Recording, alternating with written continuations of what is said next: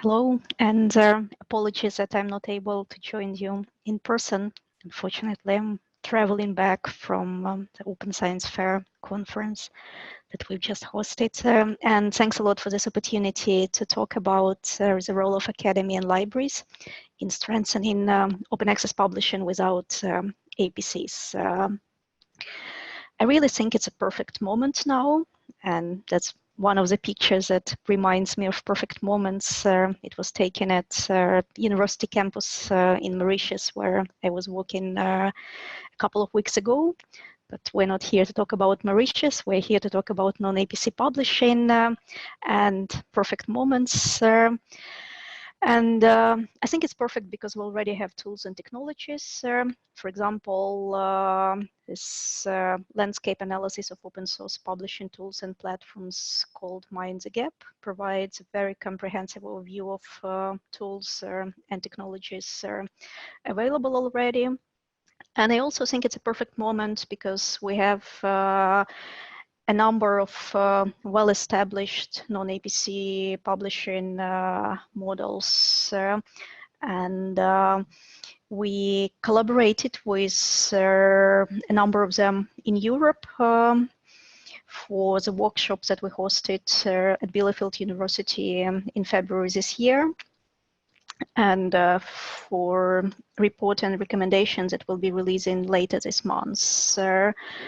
Called Sustainable Non-APC Open Access Publishing Models. And if we speak about different models, we could mention already established library publishing programs that exist in a number of universities. And one example is Utrecht University Library Open Access Journals incubator that provides support to journal editors and publishers. Another example is from Hungary, Debrecen University library publishing program that publishes a number of journals, or University of Zurich open access journal publishing program, which is called HOPE. I like the title, and all of them are non-APC based, well-established, well-running library publishing programs. We also have examples of institutional support and third-party funding for non-APC publishing. So, for example, Open Gender Journal is a collaborative journal that is published by a number of research institutions in Germany. It has lots of support from gender researchers, and it uses OGS software and platform provided by OGS Support Network in Germany. Research community support is another example, and here my favorite example is Language Science Press, and they practice so-called community proofreading. So you might see on this slide, it shows proofreading queue, and they collaborate with over 1,000 linguists that provide free proofreading services for their books, and they use knowledge unledged to receive funding from libraries to be able to publish, and there is a very, very strong community support.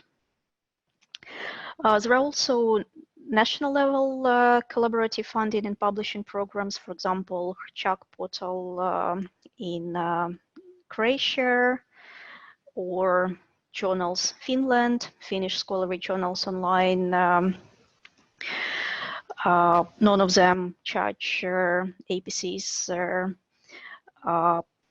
Norwegian government decided that they will set up a consortium for Norwegian social science and humanities open access journals, and publishing will be non-APC based. So they've started this year, and they will run as a pilot for another 3 years, and it has lots of commitment from funders and research institutions. Or another example is SciIndex in Serbia, collaborative journal funding and publishing. And there are also international examples, for example, Open Library of Humanities, which is probably one of the most well-known ones. And since we are in this perfect moment, and since we already have a number of strands, I think it's the right time to use those strands to maximize opportunities. And here I highlighted some of the strands. For example, community support, mission-driven, because all those journals are very strong on open access, cooperative, transparent. There is trust from the community, which brings more opportunities for collaborations and partnerships. Stronger discussions about community ownership and governance, and also leads to new approaches to research, assessment and evaluation that shouldn't assess journals based on journal impact factors. And here is an opportunity for funders and decision makers to have a strong say and recognize and endorse non-APC open access publishers as a valid and full road to open access publishing and not just an alternative. Speaking about platforms, we could see strengths in using adaptable open source software. There is really low technical costs, and there is technical support available already, and many of those platforms are interoperable with other systems. So there is an opportunity for enriching publications. There is an opportunity to be an incubator model that would offer tools, expertise in editorial and publishing activities. And there is also an opportunity for joint IT and technical support. And it would be great to see more shared infrastructures. And what was also mentioned at our workshops, that it would be great to have shared platforms that journal publishers could use to find reviewers, because that would lower the burden on limited staff and help those new ones that might lack some expertise. Speaking about costs, luckily there are lean and low overheads. With non-APC publishing, there are no costs for authors, no fees for users, and it's really in economic self-interest. And here there are opportunities for collective and collaborative funding model, and consolidated network could reduce or distribute costs of publishing across its members, and it will help to achieve economy of scale, which will grow as more institutions will join. And of course, there is a role for institutions and funders who could help with providing long-term funding. And speaking about institutions and funders, here come some challenges. So for example, ideally, library consortia should be supporting non-APC publishing initiatives, but unfortunately the problem is that their workflows are very deeply rooted in traditional subscription way of publishing, and if there is no APC, then there is no transaction that a library could use to justify payment. And in addition, if library consortia have to deal with large number of small publishers and initiatives, it would take a lot of time and resources. And as more and more publishers emerge, it might be a bit difficult to evaluate quality and select the ones that would be most relevant for support. For funders, challenges are a bit similar. With so many publishers around, it's really hard to keep up to date with all the recent players, and it might also be a challenge to provide a framework funding for everyone with necessary stability, predictability, and consistency. Of course, when we talk about solutions, it's not possible to have one solution that would fit all. Of course, we have to keep in mind all these flexibilities and varieties, and that's actually great. And because of that, there are a number of different routes that could be taken to achieve sustainabilities. And of course, solutions will be often discipline specific or region specific, but I think we could still come up with some general ones.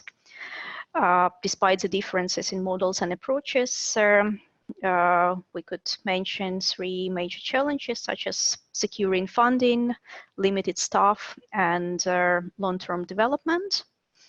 And there are 3 main resources or solutions that non-APC publishers could use.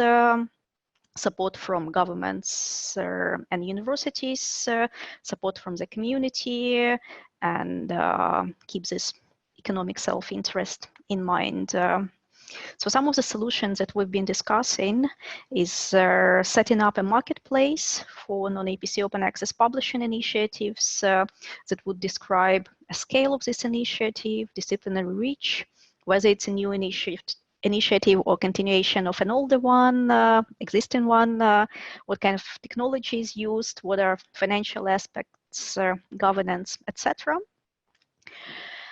And then another solution, of course, if funding could be longer than traditional 1 or a couple of years. And of course, it would be great if there is a permanent infrastructural support, preferably from a publishing initiative host. But of course, there are also opportunities to pool resources to support multiple initiatives. And that's actually what's already been done in France with a National Open Science Plan. They have issued a call to support